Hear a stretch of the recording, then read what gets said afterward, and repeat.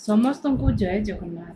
ଚାଲନ୍ତୁ ଆଜି ଶୁଣିବା ଗରୁଡ଼ ପୁରାଣ ଅନୁସାରେ ମୃତ୍ୟୁ ପରେ ଆତ୍ମାର ପ୍ରଥମ ରାତି ଅତ୍ୟନ୍ତ କଷ୍ଟଦାୟକ ହୋଇଥାଏ।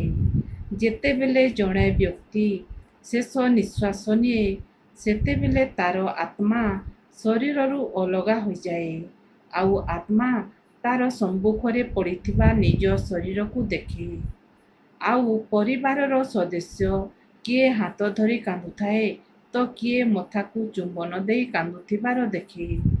କିନ୍ତୁ ଆତ୍ମା ତାର ଇଚ୍ଛା ସତ୍ତ୍ୱେ ସେମାନଙ୍କୁ ଆଲିଙ୍ଗନ କରିପାରୁନଥାଏ, ସେମାନଙ୍କୁ ଅଟକାଇ ପାରୁନଥାଏ। ସେହି ପ୍ରଥମ ରାତିରେ ଆତ୍ମା ଅନୁଭବ କରେ ଯେ ସେ ଆଉ ଏ ଜଗତରେ ନାହିଁ। ସେ ଚାରିପଟେ ଘୁରି ବୁଲୁଥାଏ, ନିଜର ପ୍ରିୟଜନଙ୍କୁ ଦେଖୁଥାଏ, କିନ୍ତୁ ତାର ଆବାଜ କେହି ଶୁଣିପାରନ୍ତିନି। କୁହାଯାଏ ଯେ ଏ ରାତି ଆତ୍ମା ପାଇଁ ସବୁଠାରୁ କଷ୍ଟକର ହୋଇଥାଏ।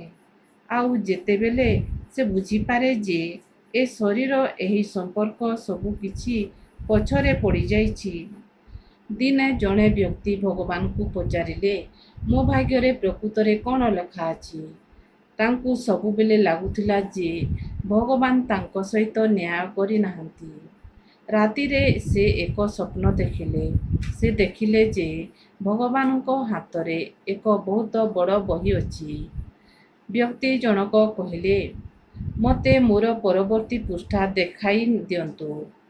ଭଗବାନ ହସି କହିଲେ, ଯଦି ମୁଁ ତୁମକୁ ପରବର୍ତ୍ତୀ ପୃଷ୍ଠା ଦେଖାଇଦେବି ତେବେ ତୁମ ଜୀବନରୁ ବିଶ୍ୱାସ ଶେଷ ହୋଇଯିବ।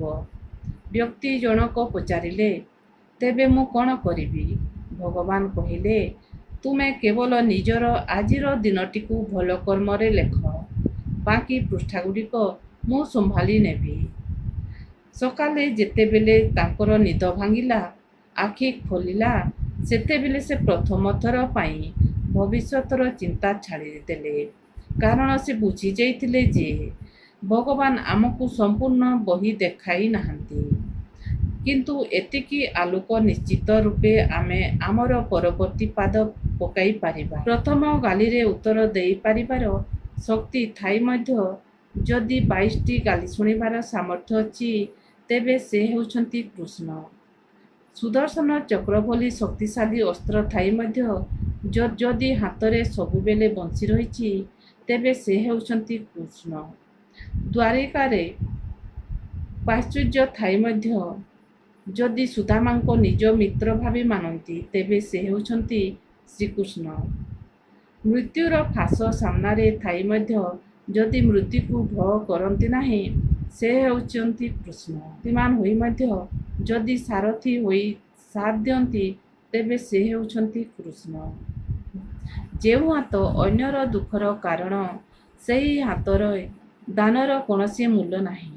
କାରଣ ଭଗବାନଙ୍କୁ ଫୁଲ, ଧୂପ, ଦୀପ, ଧନରେ କିଣି ହୁଏ ନାହିଁ। କିନ୍ତୁ ଯଦି ଜଣେ ଦୁଃଖୀ ମଣିଷର ମୁହଁରେ ଟିକିଏ ହସ ଫୁଟାଇ ପାରିଲ ତାହା ମନ୍ଦିର ବୁଲିବାଠାରୁ ଅନେକ ଗୁଣ ଶ୍ରେଷ୍ଠ ଅଟେ। ସାପ ଯେତେବେଳେ ଘରେ ଦେଖାଯାଏ ସେତେବେଳେ ଲୋକେ ବାଡ଼ିରେ ମାରିବାକୁ ଦୌଡ଼ାନ୍ତି, କିନ୍ତୁ ସେହି ସାପ ଯଦି ମନ୍ଦିରରେ ଦେଖାଦିଏ ତାକୁ କ୍ଷୀର ଅର୍ପଣ କରନ୍ତି। ସତ୍ୟ ହେଲା, ଏଠାରେ ଲୋକେ ଆପଣଙ୍କର ବ୍ୟକ୍ତିତ୍ୱକୁ ନୁହେଁ, ଆପଣଙ୍କର ପଦ, ପ୍ରତିଷ୍ଠା, ଶକ୍ତି ଏବଂ ସ୍ଥିତିକୁ ସମ୍ମାନ କରନ୍ତି। ତେଣୁ ନିଜ ମୂଲ୍ୟକୁ ଲୋକଙ୍କ ବ୍ୟବହାରରେ ନୁହେଁ, ନିଜ ଚରିତ୍ର ଓ କର୍ମରେ ଲଗାନ୍ତୁ। ଅନ୍ୟାୟର ଉତ୍ତର ପ୍ରତିଶୋଧରେ ନୁହେଁ, ଧର୍ମରେ ଦିଅ। କାରଣ ସମୟ ନୀରବ ରହିପାରେ, କିନ୍ତୁ ନ୍ୟାୟ କେବେ ନୀରବ ରୁହେ ନାହିଁ।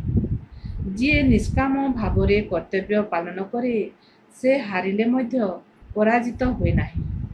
ସତ୍ୟର ପଥ କଠିନ ହୋଇପାରେ, କିନ୍ତୁ ସେହି ପଥରେ ଚାଲୁଥିବା ବ୍ୟକ୍ତିଙ୍କ ସାରଥୀ ସ୍ୱୟଂ ଶ୍ରୀକୃଷ୍ଣ ହୋଇଥାନ୍ତି।